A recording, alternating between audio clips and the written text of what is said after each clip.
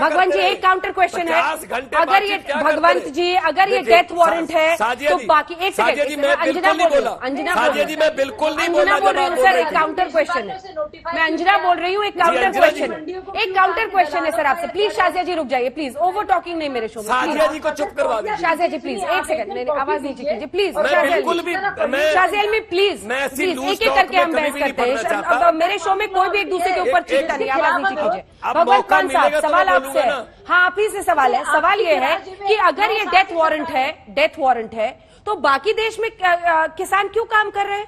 ये जो रिकॉर्ड पैदावार हो रही है, ये कौन से किसान है, उनको उस डेथ वारंट से कोई असर क्यों नहीं हो रहा है?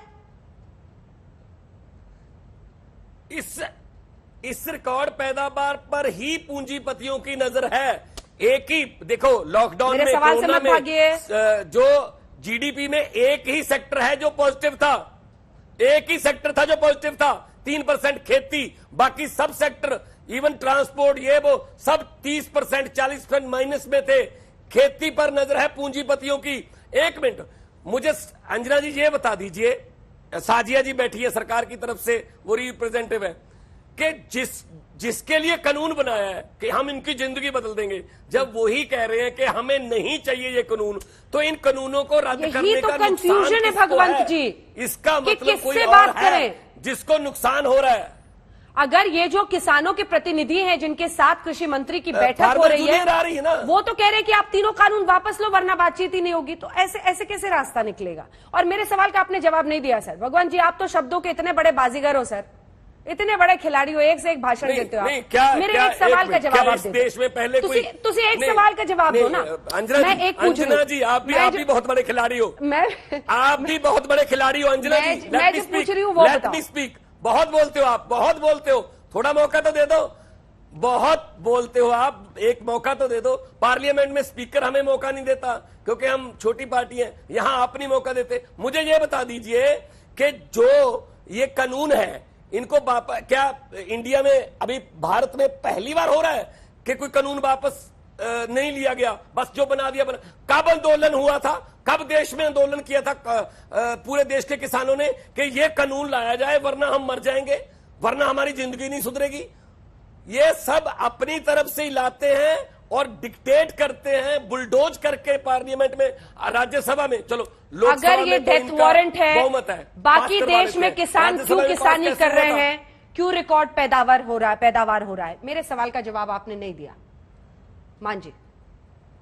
तो आप मुझे एक मिनट बिहार के किसानों की बात बताऊं, जो बिहार से प्रवासी मजदूर हमारे यहां पंजाब में धान वगैरह की जो बिजाई करने के लिए या काम करने के लिए, मजदूरी करने के लिए या राजमिस्त्री करने के लिए आते हैं, उनके पास भी 7-7, 8-8 एकड़ जमीन है मैडम, लेकिन वहां एपीएमसी नहीं है, मंडियां नहीं है।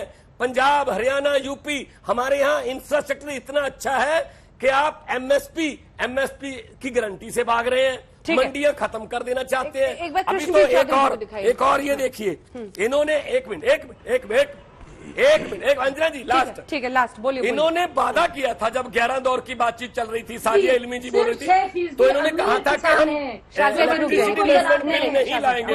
ये ला रहे हैं, ये ला रहे हैं, ये बिजली भी छीन रहे हैं, और पूरे देश के किसानों का फायदा हो रहा है। कृष्णबीर जी इसका जवाब दीजिए, फिर मैं आ रही हूँ गौरव वल्लभ जी। शाजिया जी प्लीज, आप ही को सबका जवाब देना है लेकिन अपनी बारी में अंजना जी, क्योंकि आप स्काइप पे जुड़े हैं, बहुत लोगों की आवाज है। कृष्णबीर जी जो भगवंत मान जी बात ये है, भगवंत मान जी को दिखाइए उनके साथ। हाँ, पहली बात तो भगवंत मान जी, आपकी दिल्ली की सरकार, आप पार्टी की है, किसानों के गेहूं की तो खरीद आपके दिल्ली की सरकार ने नहीं करी भवाना मंडी में। दूसरी बात आप सुनिए, एमएसपी पर आपने कहा एमएसपी खत्म हो रहा है, एमएसपी बढ़ाया जा रहा है, एमएसपी पे खरीद बढ़ाई जा रही है, 10% खरीद गेहूं की बढ़ी है। तीसरी बात आप सुनिए, जो 6% लोगों को एमएसपी मिलता है, उन 94% गरीब और जो छोटा किसान है जिसका शोषण आज तक मंडी के बिचौलियों ने किया। मैं नहीं बोला था जब आप बोल रहे थे, अब आप सुनिएगा, सच्चाई सुनने की जरा क्षमता रखिएगा अपने अंदर, बड़ा दिल करिए।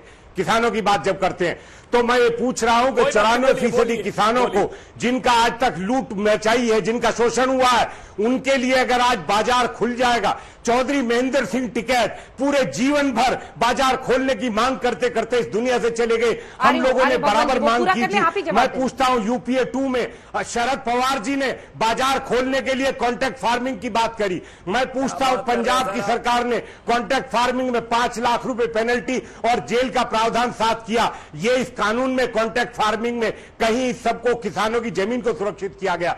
कितना आखिर किसानों के नाम पर हम लोग राजनीति करते हैं? ये बड़ा सवाल दलों के सामने। और एक सवाल मेरा आपसे है, आप सांसद हैं, लोकतंत्र में चुन के आते हैं आप, तब आप वह कानून बनाते हैं, सड़कों पे कानून नहीं बनता। आखिर ऐसे कौन सा अंतर्राष्ट्रीय साजिश और कौन सा दबाव है? मैं ये पूछता हूं, आज बड़ा सवाल देश के उन लोगों के सामने हो गया है कि जो आप बार बार कहते हैं बात नहीं करेंगे, कानून वापस ले सरकार।